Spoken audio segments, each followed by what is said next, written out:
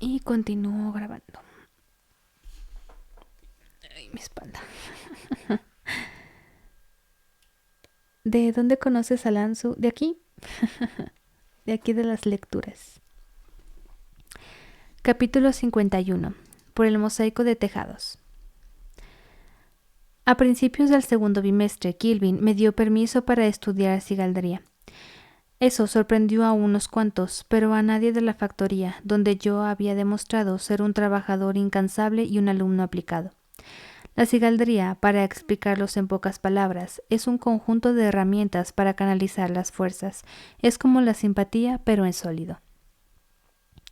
Por ejemplo, si grababas la runa Ule en un ladrillo y la runa Dog en otro, las dos runas hacían que los ladrillos se pegaran el uno al otro, como si lo hubieran unido con argamasa.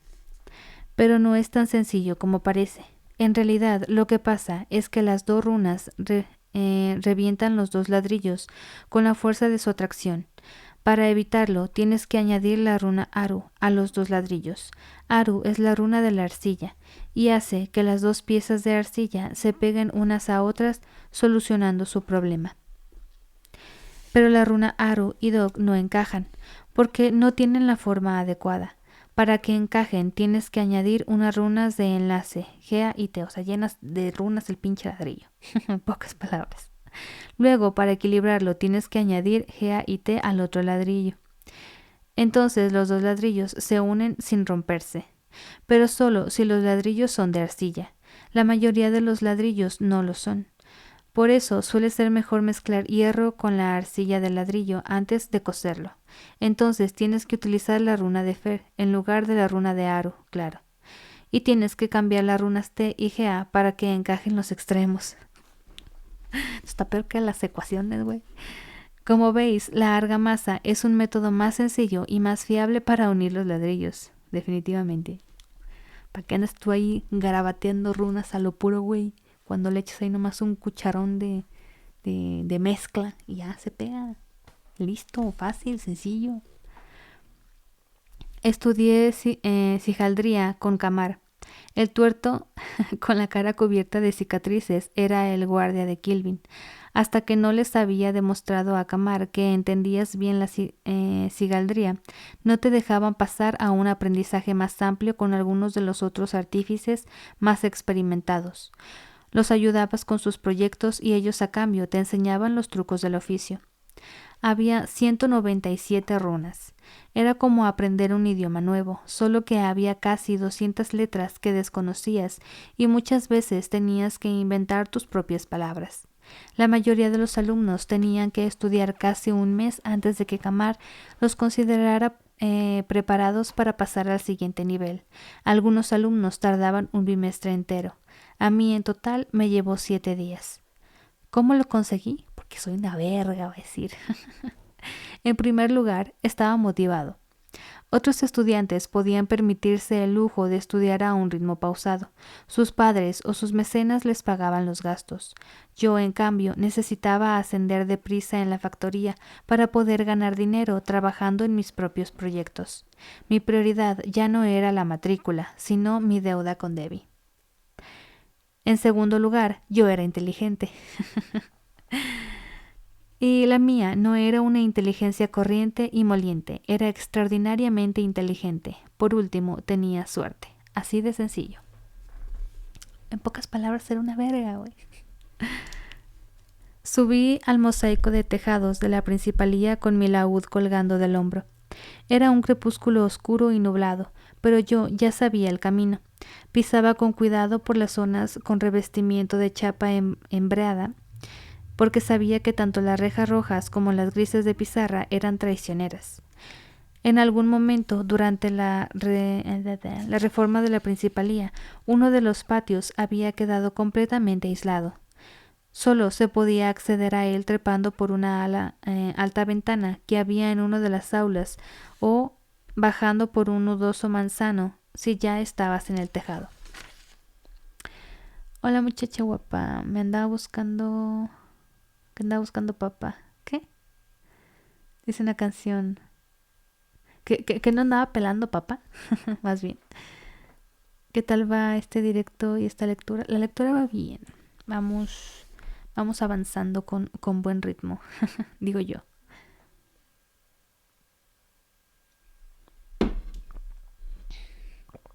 Sí, algo así.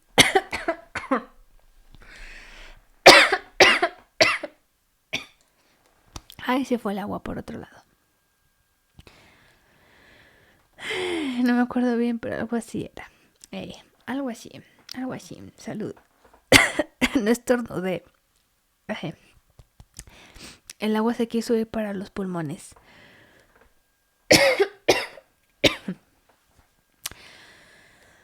Ay, ya, pero no la vamos a dejar. Se fue el agua por otro lado, sí, güey. Se desvió. Se desvió del camino, de la rectitud. Ya. Continúo. Iba allí a practicar con mi laúd. No podía hacerlo en mi cama desde las dependencias.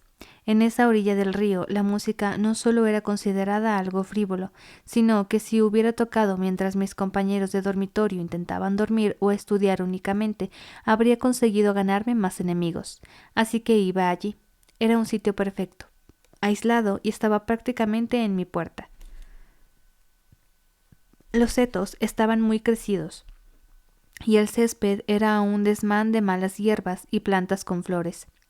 Pero debajo del manzano había un banco que satisfacía perfectamente mis necesidades. Solía ir por la noche, cuando la principalía estaba cerrada y abandonada, pero ese día era Seden, y eso significaba que si cenaba deprisa tendría casi una hora entre la clase de Exadal y mi jornada en la factoría, mucho tiempo para practicar. Sin embargo, esa noche, cuando llegué al patio, vi luces a través de las ventanas. La clase de Brandur se estaba alargando. Así que me quedé en el tejado. Las ventanas del aula estaban cerradas, de modo que no había peligro de que me oyeran.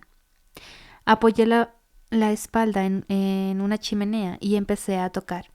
Pasados unos 10 minutos se apagaron las luces, pero decidí quedarme donde estaba en lugar de perder el tiempo bajando. Estaba tocando Las cañas de Tomás, cuando el sol salió de detrás de las nubes. Una luz dorada bañó el tejado, se derramó por el alero e iluminó una pequeña parte del patio que había abajo. Entonces fue cuando oí el ruido, un repentino susurro, como si hubiera un animal asustado allí abajo.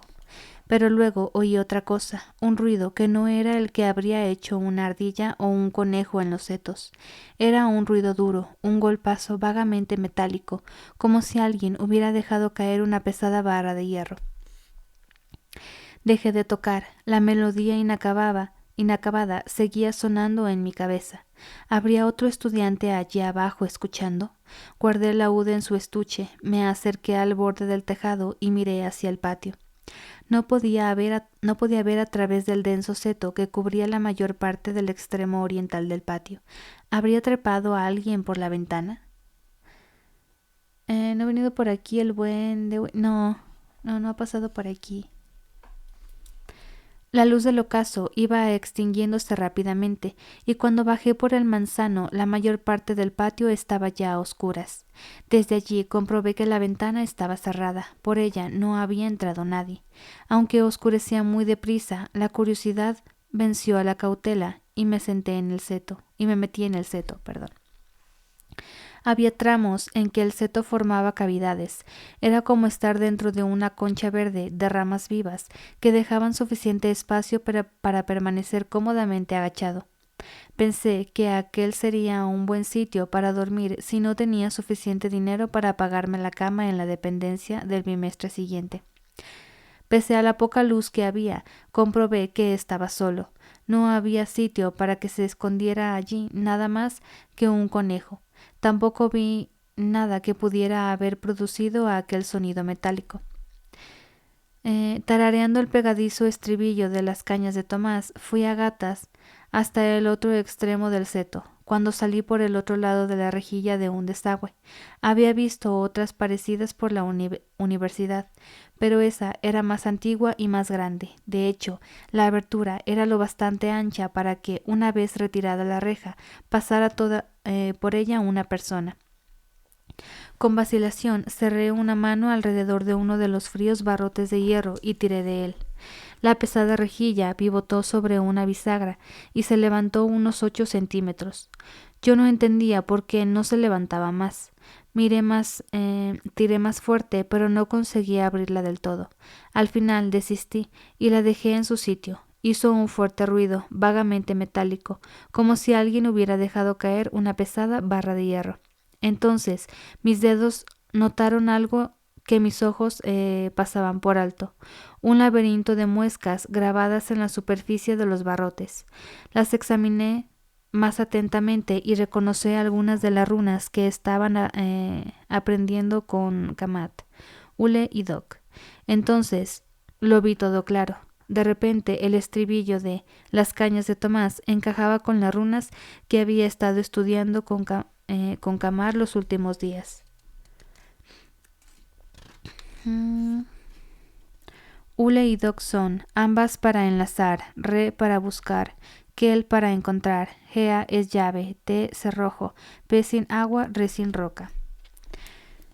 No pude continuar porque sonó la sexta campanada. El sonido me sacó de mi ensimismamiento y di un respingo, pero cuando estiré un brazo para sujetarme, mi mano no tocó hoja ni tierra, tocó algo redondo, duro y suave, una manzana verde. Salí del seto y me dirigí al rincón noroeste, donde estaba el manzano. No había ninguna manzana en el suelo. Era demasiado pronto para que cayera del árbol. Es más, la rejilla de hierro estaba en el lado opuesto del pequeño patio. No podía haber llegado rodando hasta tan lejos. Alguien tenía que haberla llevado hasta allí. Sin saber qué pensar, pero sabiendo que llegaba tarde a mi turno de noche en la factoría, trepé al manzano, recogí mi laúd y corrí hacia el taller de Kilvin. Más tarde esa noche hice encajar los nombres de las runas en el resto de la melodía. Tardé varias horas, pero cuando terminé era como si tuviera un esquema de referencias en la cabeza. Al día siguiente Kamar me sometió a un largo examen de 2 horas y lo aprobé. La siguiente etapa de mi educación en la factoría le hice como aprendiz de Manet, el veterano y melenudo estudiante al que había conocido nada más llegar a la universidad. Manet llevaba casi 30 años estudiando en la universidad y todos lo conocían como el eterno Elir. Sin embargo, pese a que conservaba ese rango, Manet tenía más experiencia práctica en la factoría que muchos alumnos de rango más elevado. Manet era paciente y considerado. De hecho, me recordaba a mi antiguo maestro, Aventi, solo que Aventi había recorrido el mundo como incansable calderero, y de todos era sabido que no había nada que Manet deseara más que quedarse en la universidad el resto de su vida si podía. Manet empezó poco a poco enseñándome sencillas fórmulas necesarias para elaborar vidrio reforzado y embudos de calor. Bajo su tutela aprendí artificería tan aprisa como lo aprendía todo, y no tardamos en pasar a proyectos más complejos como devoracalores y lámparas simpáticas.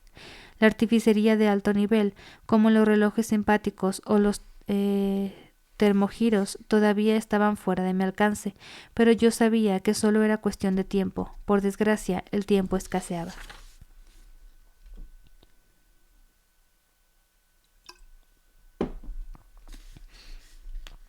Capítulo 52. ¿Qué? Devoracalores y lámparas simpáticas. Qué interesante. Sí, tiene muchas cosas interesantes aquí, en su universidad. Capítulo 52. Quemarse. Volver a tener un laúd significaba que había recuperado la música, pero enseguida acosé los 3 años que llevaba sin practicar.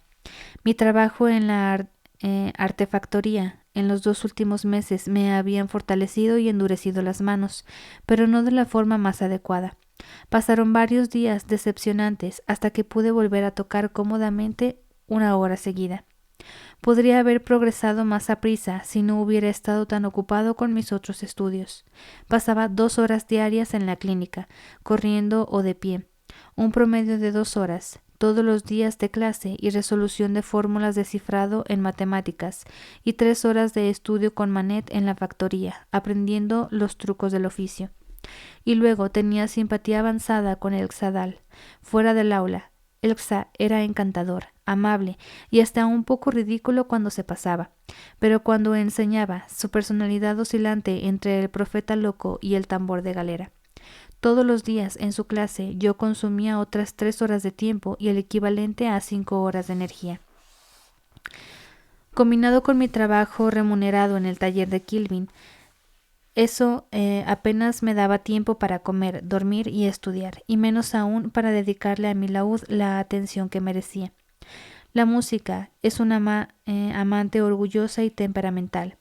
Si le dedicas el tiempo y la atención que se merece, es toda tuya, pero si la desairas, llegará un día en que la llamarás y ella no contestará. Así que empecé a dormir menos para darle a ella el tiempo que necesitaba. ¿Cuánta razón tiene aquí? ¿El profeta loco? ¿Era la universidad o un personaje externo de su mundo? ¿Cómo? ¿Lo del profeta loco? ¿Es un profesor? Después de un ciclo con ese horario me sentía cansado.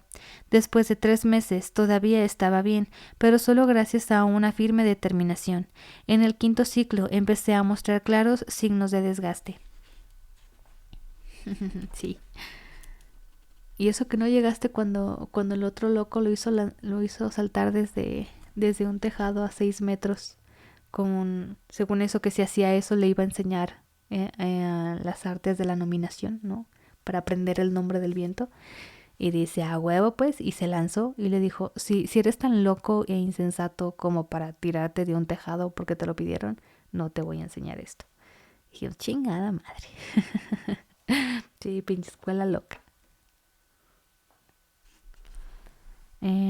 Fue durante ese ciclo, el 5.º, cuando un día comí con Willem y Simon, algo que no ocurría a menudo. Ellos habían encargado su comida en una taberna cercana. Yo no podía gastarme un drabín en una manzana y un pastel de carne, así que me había llevado de la cantina un poco de pan de centeno y una salchicha llena de trozos de cartílago. Nos sentamos en el banco de piedra bajo el poste del banderín, donde me habían azotado. Al principio, justo después de los latigazos, aquel sitio me producía pavor, pero de vez en cuando me sentaba allí para demostrarme a mí mismo que podía soportarlo. Cuando dejó de molestarme, me sentaba allí porque me divertían las miradas que me lanzaban los estudiantes. Ahora me sentaba allí porque me encontraba cómodo, era mi sitio. Y como los 3 pasábamos mucho tiempo juntos, también se había convertido en el sitio de Willem y Simon. Si les parecía raro que me gustara sentarme allí, nunca lo comentaron. Últimamente no te dejas ver mucho, dijo Willem con la boca llena de pastel de carne. ¿Has estado enfermo? Sí, eso, dijo Simon con sarcasmo. Ha estado enfermo un mes entero. Willem lo fulminó con la mirada y dio un gruñido. Por un instante me recordó a Kilvin. La expresión de Willem hizo reír a Simon. Will es más educado que yo. Apuesto algo a que has pasado todas tus horas libres yendo y viniendo de Imre, cortejando a alguna cantante joven y fabulosamente atractiva. Señaló el estuche de laúd que tenía a mi lado. Pues parece que haya estado enfermo. Willem escudriñó mi rostro. Esa mujer no te cuida. Tiene mal de amores, aclaró Simon. No puedes comer. Uf, latigazos. Sí, le fue mal al chiquillo. Bueno, de hecho se la dejaron barata porque le dieron 3 latigazos cuando en realidad le iban a dar 13 y aparte lo iban a expulsar de la universidad. Y aquí le dijeron, no, pues mira, van a ser 3 y te aceptamos en el arcano. O sea, lo pasaron de grado. Así lo castigaban ahí. Sí que está loca la cosa. Sí, es el castigo normal, latigazos ahí. Yo no sé qué clase de libro les dejó ahí la SEP sobre los castigos que se le pueden dar a los alumnos, pero como que está muy torcido. No puedes dormir. Piensas en ella cuando deberías estar intentando memorizar tus fórmulas de cifrado. No se me ocurría nada que decir. ¿Lo ves?, le dijo Simon a Will. Le ha robado la lengua además del corazón. Solo puede hablar con ella. No tiene palabras para nosotros. Ni tiempo, dijo William sin dejar de engullir pastel de carne. Era verdad, desde luego había descubierto a mis amigos, había descuidado a mis amigos, incluso más que a mí mismo. Sentí una oleada de remordimiento. No podía contarles toda la verdad, que necesitaba aprovechar al máximo aquel bimestre, porque probablemente sería el último. Estaba arruinado. Si no entendéis por qué no podía confesarles eso, entonces dudo que hayáis sido pobres de verdad.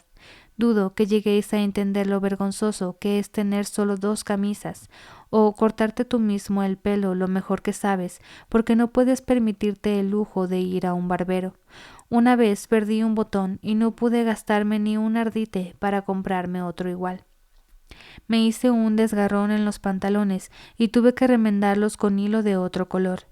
No podía comprar sal para mis comidas, ni pagarme bebidas las pocas noches que salía con mis amigos. La SEP, esa es otra historia. Con todo lo de la inclusión igual ni castigos habría. Posiblemente. El dinero que ganaba en el taller de Kilvin me lo gastaba en lo básico. Tinta, jabón, cuerdas de laúd. Sí, basiquísimo las cuerdas. Solo había otra cosa que podía permitirme, el orgullo. No soportaba pensar que mis 2 mejores amigos supieran lo desesperada que era mi situación. Con mucha suerte podría reunir los 2 talentos para pagar los intereses de mi deuda con Debbie, pero iba a necesitar una intervención directa de Dios para reunir suficiente dinero para pagar eso y la matrícula del siguiente bimestre. No sabía qué haría cuando tuviera que marcharme de la universidad y saldar mi deuda con Debbie, levantar campamento e ir a Anilin a buscar a Dena, quizá. Los miré sin saber qué decir. Will, Simon, lo siento. Lo único que pasa es que últimamente he tenido mucho trabajo. Simon, que se puso un poco más serio, y comprendí que estaba muy dolido por mis inexplicables ausencias. Mira, nosotros también tenemos trabajo. Yo hago retórica y química, y además estoy aprendiendo siarú. Miró a Will ceñudo. ¿Sabes lo que te digo, capullo? Que estoy empezando a odiar ese idioma tuyo. Tú, Kralim, replicó amistosamente el joven Sealdo. Simon se volvió hacia mí y con franqueza me dijo: lo que pasa es que nos gustaría verte más a menudo, y no solo cuando vas corriendo de la principalía a la factoría.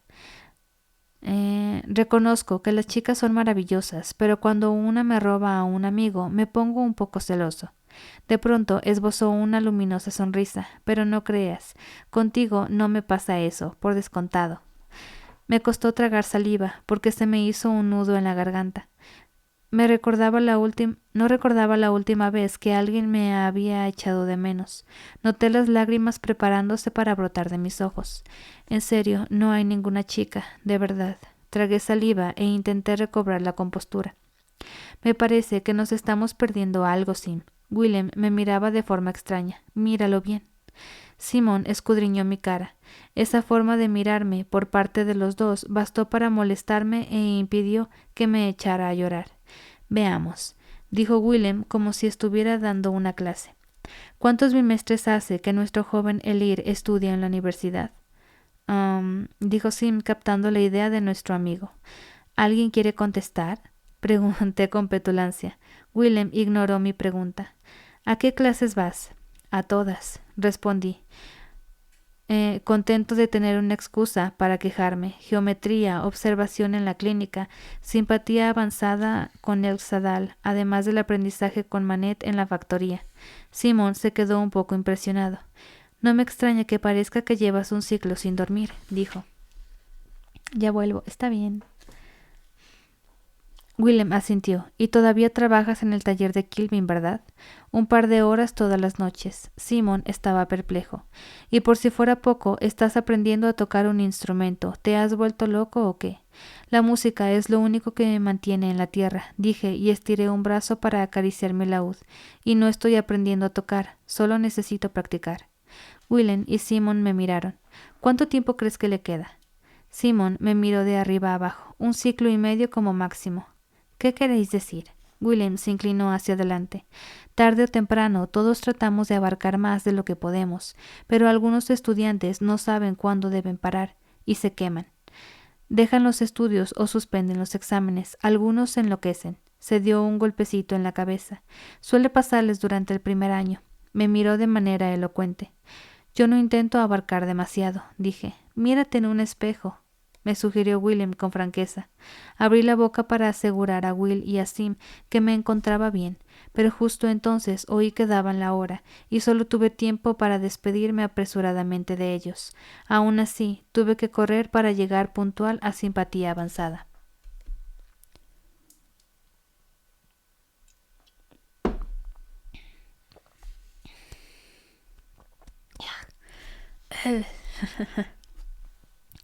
Exadal estaba de pie entre los dos braceros de tamaño mediano, con su bien recortada barba y su negra túnica de maestro. Seguía recordándome al tipo mago malo que aparece en tantas obras de teatro atur. Lo que debéis recordar es que el simpatista está ligado a la llama, dijo. Nosotros somos sus amos y sus sirvientes. Metió la mano en las largas mangas de la túnica y empezó a pasearse. Somos los amos del fuego, porque los dominamos. El Xadal golpeó un brasero con la palma de la mano y lo hizo resonar débilmente. Las llamas prendieron en los carbones, y empezaron a crecer ávidamente. La energía de todas las cosas pertenece al arcanista. Nosotros dominamos el fuego, y el fuego nos obedece. Dal fue despacio hasta el otro rincón de la habitación. El brasero que tenía a sus espaldas se apagó mientras que aquel hacia el que se dirigía prendió y empezó a arder. Admiré su sentido de la teatralidad. Se detuvo y volvió a situarse de cara a los alumnos. Pero también somos los servidores del fuego, porque el fuego es la forma de energía más común, y sin energía nuestra habilidad como simpatistas no sirve para nada. Le dio la espalda a la clase y empezó a borrar fórmulas de la pizarra. Coged vuestro material y veamos a quién le toca hoy vérselas con el Irquoth. Empezó a escribir con tiza una lista de nombres de los alumnos. Mi nombre era el primero. 3 ciclos atrás, Dal había empezado a hacernos competir entre nosotros. Lo llamaba batirse en duelo, y aunque esos duelos suponían un respiro de la monotonía de las clases, esa reciente actividad también tenía un elemento siniestro. Todos los años salía un centenar de alumnos del arcano, quizá una cuarta parte de ellos lo hacían con sus florines. Eso significaba que todos los años había 100 personas más en el mundo entrenadas para utilizar la simpatía. Personas con las que, por un motivo u otro quizá, tuvieras que medir tus fuerzas en el futuro. Aunque Dal nunca lo hubiera dicho, nosotros sabíamos que nos estaban enseñando algo que iba más allá de la mera concentración y la ingeniosidad. Nos estaban enseñando a luchar. El Xadal llevaba un meticuloso registro de los resultados. Yo era el único, en una clase de 38 alumnos, que seguía invicto. A esas alturas del curso, hasta los alumnos más cazurros y mezquinos tenían que admitir que mi rápido ingreso en el arcano no era algo más que pura chiripa. Además, esos duelos resultaban provechosos en otro sentido, pues daban pie a apuestas clandestinas. Cuando queríamos apostar en nuestros propios duelos, Soboy y yo apostábamos el uno por el otro, aunque en general yo no tenía mucho dinero para apostar. Así pues, no fue casualidad que Soboy y yo chocáramos al ir a recoger nuestro material. Le pasé 2 iotas por debajo de la mesa.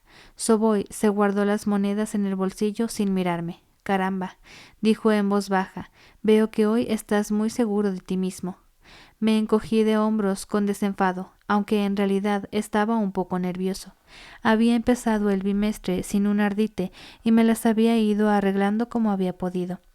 Pero el día anterior Kilvin me había pagado 2 iotas por mi trabajo de todo un ciclo en la factoría. Era el único dinero que tenía. Soboy empezó a rebuscar en un cajón y sacó cera simpática, cordel y unas piezas de metal. No sé qué podré hacer por ti hoy. Las cosas se están poniendo feas. Creo que lo máximo que sacarás será un 3,1. ¿Te sigue interesando si bajan tanto las apuestas? Suspiré. Como seguía invicto, las apuestas no me favorecían. El día anterior había estado 2-1, lo cual significaba que había tenido que arriesgar los peniques con la esperanza de ganar uno. Tengo un plan, dije. No apuestes hasta que hayamos establecido las condiciones del duelo. Deberías conseguir al menos 3-1 contra mí. ¿Contra ti? Murmuró él mientras cogía un montón de parafernalia. Eso solo lo haría si te enfrentaras al propio Dal. Giré la cabeza para ocultar el ligero rubor que me produjo ese cumplido. Dal dio unas palmadas y todos corrieron a ocupar sus puestos. Me tocó de pareja un alumno víntico llamado Fenton. Fenton estaba justo por debajo de mí en el ranking de la clase. Yo lo respetaba y lo consideraba uno de los pocos alumnos de la clase que podían plantarme un verdadero reto en la situación adecuada. Muy bien, dijo el Xadal frotándose las manos con ímpetu. Fenton, tú estás por debajo en el ranking. Escoge tu veneno. Velas. ¿Y tu vínculo? Preguntó Dal por mera formalidad. Con velas siempre era mecha o cera. Mecha. Fenton levantó un trozo de mecha para que lo vieran todos.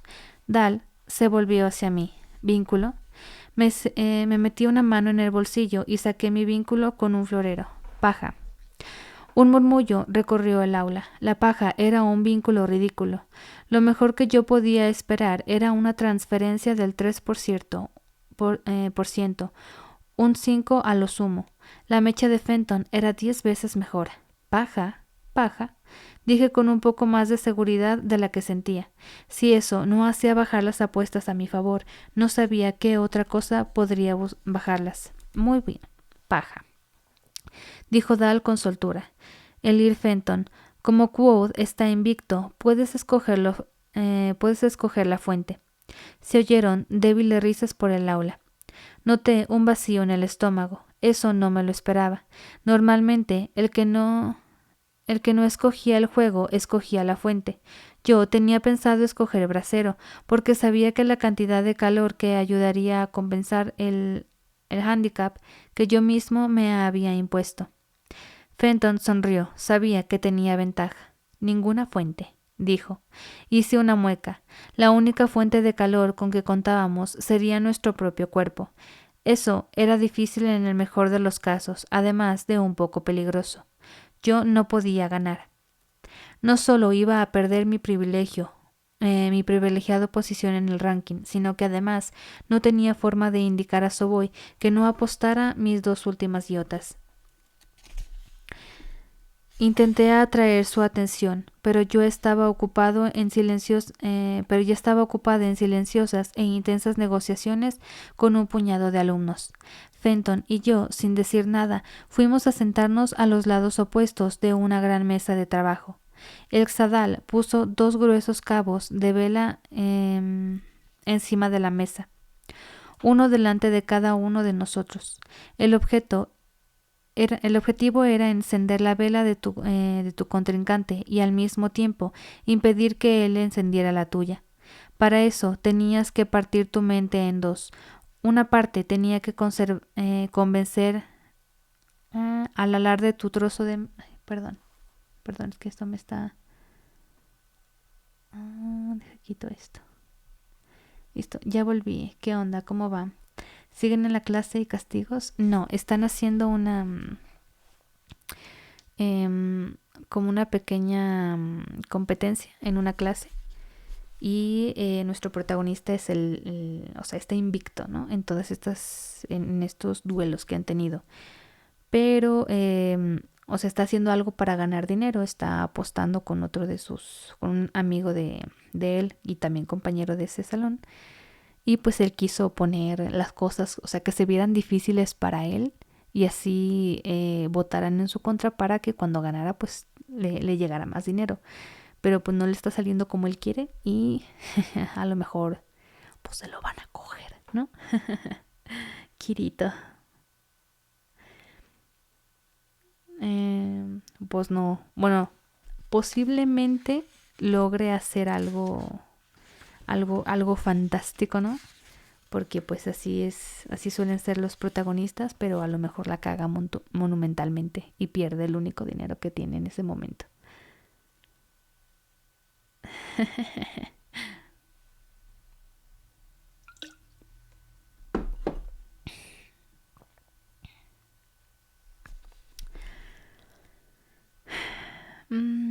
Yo quiero ser protagonista. ¿Para que te cojan? ¿O qué? Igual es que no se puede ganar todas. No, no, no, no, no. Ya le ha ido muy mal en la vida. Que gane estas también. Que todos sepan que es la verga. Maybe. Ok, continúo. Déjeme encuentro. Mm,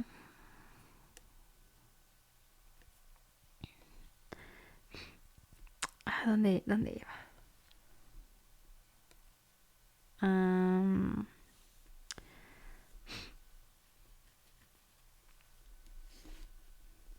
Caray. Creo que era aquí. Fenton y yo, sin decir nada, fuimos a sentarnos a los lados opuestos de una gran mesa de trabajo. El Xadal puso 2 gruesos cabos de vela encima de la mesa, uno delante de cada uno de nosotros. Esto ya lo había leído. Bueno, lo vuelvo a leer, no importa. El objetivo era encender la vela de tu contrincante y al mismo tiempo impedir que él encendiera la tuya. Pero para eso tenías que partir tu mente en 2. Una parte tenía que convencer al alar de que tu trozo de mecha o de paja, si eras estúpido, como lo había sido nuestro querido protagonista, era lo mismo que la mecha de vela que intentabas encender. Luego extraías energías de tu fuente para conseguirlo. Entretanto, la otra parte de tu mente trataba de mantener la creencia de que el trozo de mecha de tu contrincante no era lo mismo que la mecha de tu vela. Si os parece complicado, creedme, no os podéis ni imaginar lo mucho que lo era. Por si fuera poco, ninguno de los dos tenía una fuente fácil de donde extraer la energía. Si usabas tu propio cuerpo como fuente, tenías que andarte con cuidado. El cuerpo está caliente por algún motivo y reacciona mal cuando lo privan de ese calor. ¿Así? ¿La qué? ¿La berenjena? El Xadal nos hizo una señal y Fenton y yo nos pusimos a trabajar. Inmediatamente yo empleé toda mi mente en la defensa de mi vela y empecé a pensar con furia. Era imposible que ganara, por muy buen esgrimista que seáis. Si tu oponente tiene una espada de acero de Ramston y tú has elegido pelear con una vara de sauce, solo puedes perder. Me sumergí en el corazón de piedra. Entonces, dedicado todavía la mayor parte de mi mente a la protección de mi vela, murmuré un vínculo entre mi vela y la de Fenton. Estiré un brazo y tumbé mi vela, obligando a Fenton a sujetar la suya antes de que hiciera lo mismo que la mía y rodara por la mesa. Intenté aprovechar rápidamente la distracción de Fenton y prender su vela. Me lancé y noté cómo el frío ascendía por mi brazo, desde mi mano derecha, con la que sujetaba el trozo de paja. No pasó nada. La vela de Fenton seguía apagada y fría. Ahuequé una mano alrededor de la mecha de mi vela, para que Fenton no pudiera verla. Era un truco muy bajo y generalmente inútil contra un simpatista experto, pero mi única esperanza era poner nervioso a Fenton. Fen, dije, ¿sabes el del calderero, el telino, la hija del granjero y la mantequera? Fen no contestó.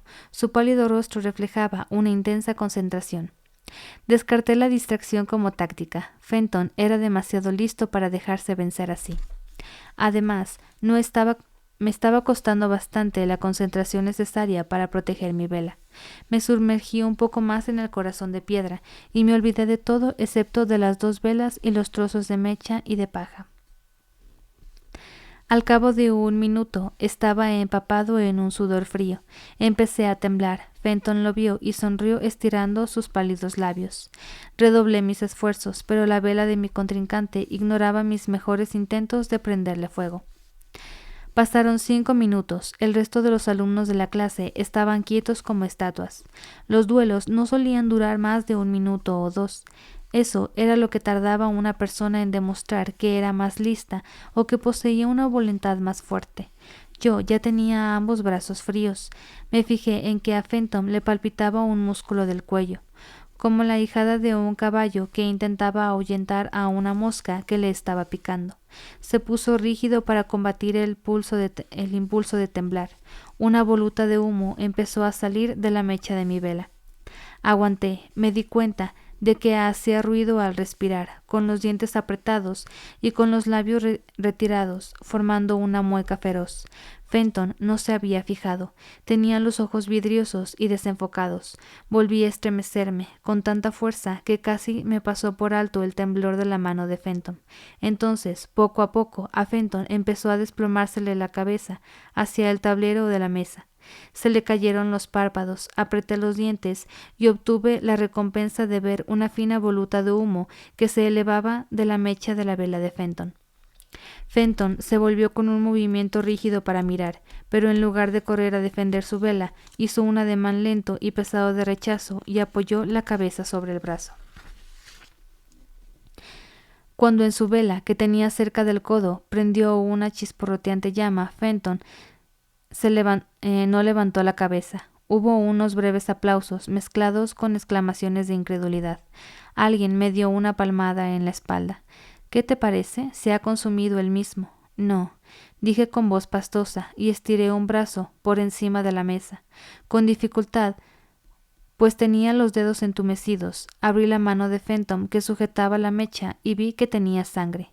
Maestro Dahl, dije tan rápido como pude, está helado. Al hablar me di cuenta de los fríos que tenía los labios, pero Dahl ya estaba allí con una manta para cubrir a mi contrincante. Tú, señaló a uno de los alumnos al azar, trae a alguien de la clínica, rápido. El alumno se marchó a toda prisa. Insensato. El maestro Dahl murmuró un vínculo de calor. Me miró. Deberías andar un poco. No tienes mucho mejor aspecto que él.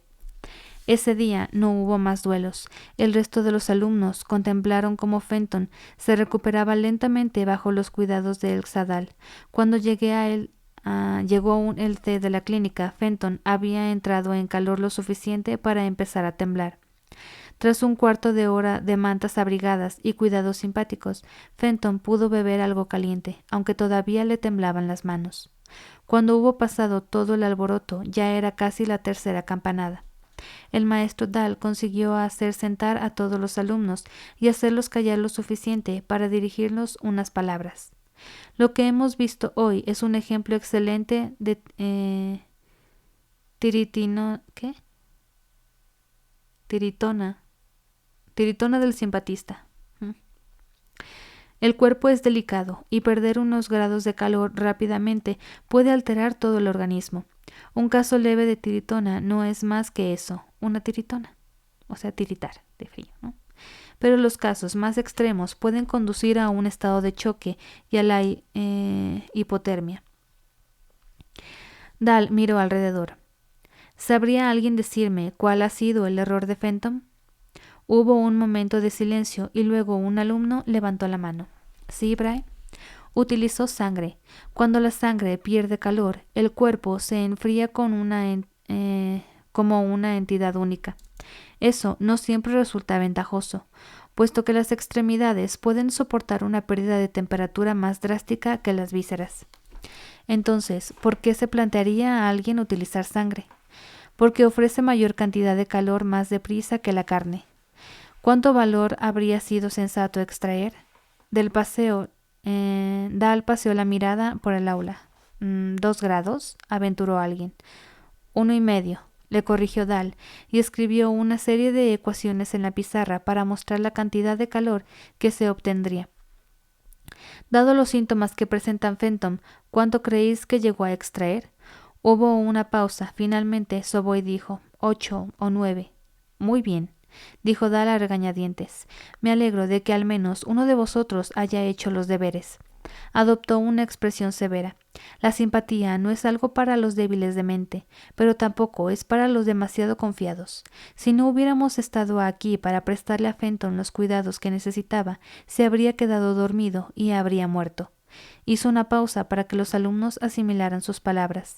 Es mejor conocer los propios límites que calcular mal las propias habilidades y perder el control. Sonó la tercera campanada, los alumnos se levantaron y la habitación se llenó repentinamente de ruido. El maestro Dahl subió la voz para hacerse oír. Elir Quoth, ¿te importaría quedarte un momento? Como un estado de frío por esa madre estaba naciendo, era alquimia, ¿no? Sí, algo así.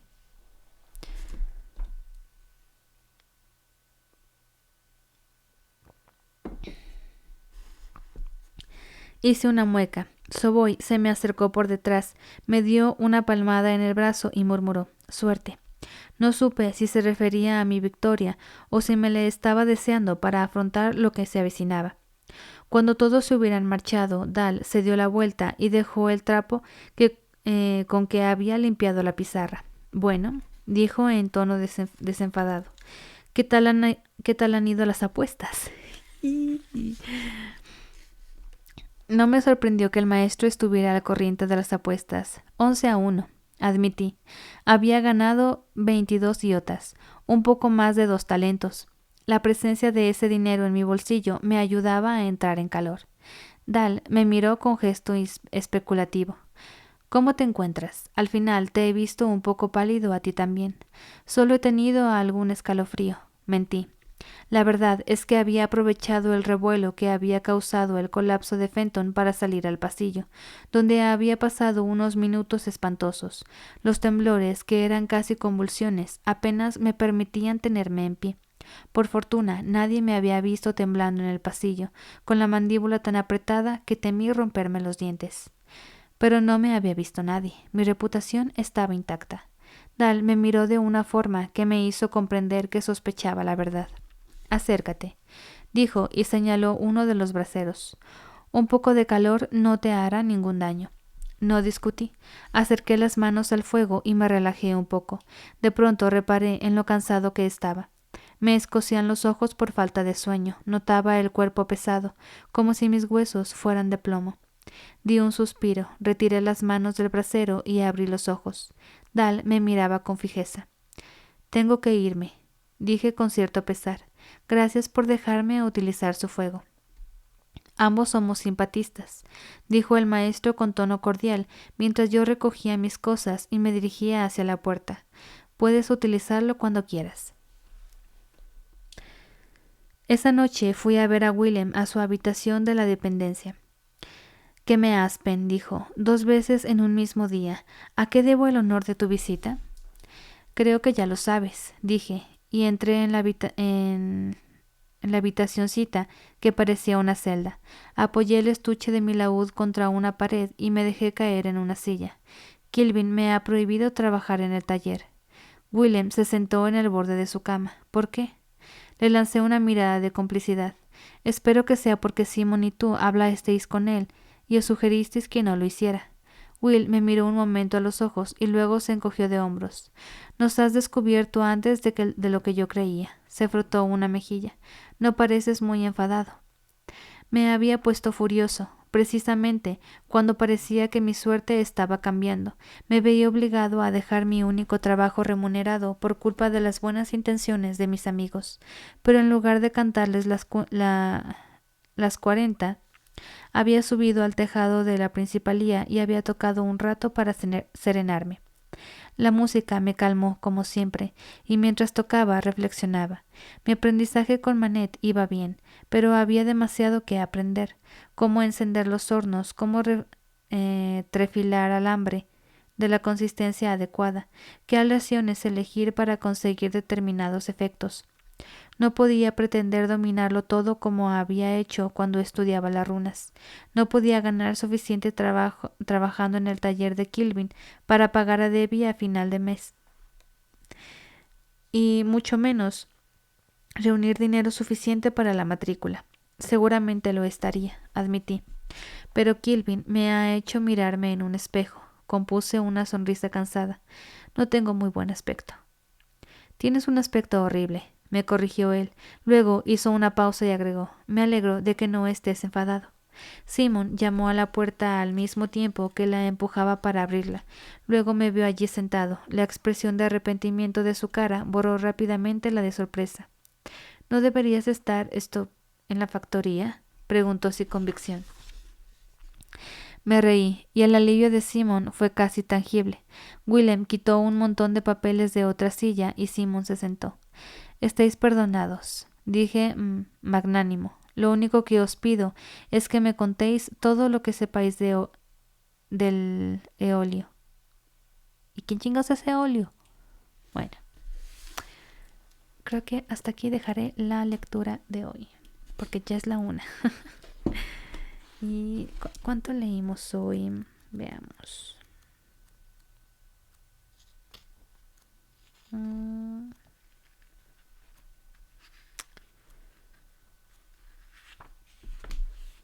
Bueno, ha sido un poquito más que otras veces. No, ok. ¿Por qué no, Ángel? No manches, ya tengo como 2 horas. ¿Tú cuánto tengo? Más de 2 horas. Sí, leí bastantito. O sea, quiero seguir leyendo, pero no manches, ya me duele la espalda y todo. Pero mañana continúo. Pero te voy a extrañar. No llores, Ángel. Podemos seguir platicando. Si me sigues en Insta, puedes escribirme ahí. Ahí hecho cotorreo. No worries, bye bye. Yo no, hasta que se me quite la voz. Como que se te quite la voz, la tos más bien, ¿no? Pero en fin, mañana a ver a qué horas me conecto. Quiero seguir dibujando, así que no sé si me conecte para dibujar. No tienes Insta. Bueno, ni modo. Seguir también disfrutando de tus streams, gracias. Te veo en Twitch, pues. Vale, Ángel. Nos vemos. Entonces mañana veré si me conecto más temprano para ponerme a dibujar y luego leer, o si desde un principio me pongo a leer. Ya veremos, dijo el ciego. Así que... Ay, no he detenido la grabación. Detengo lo de YouTube.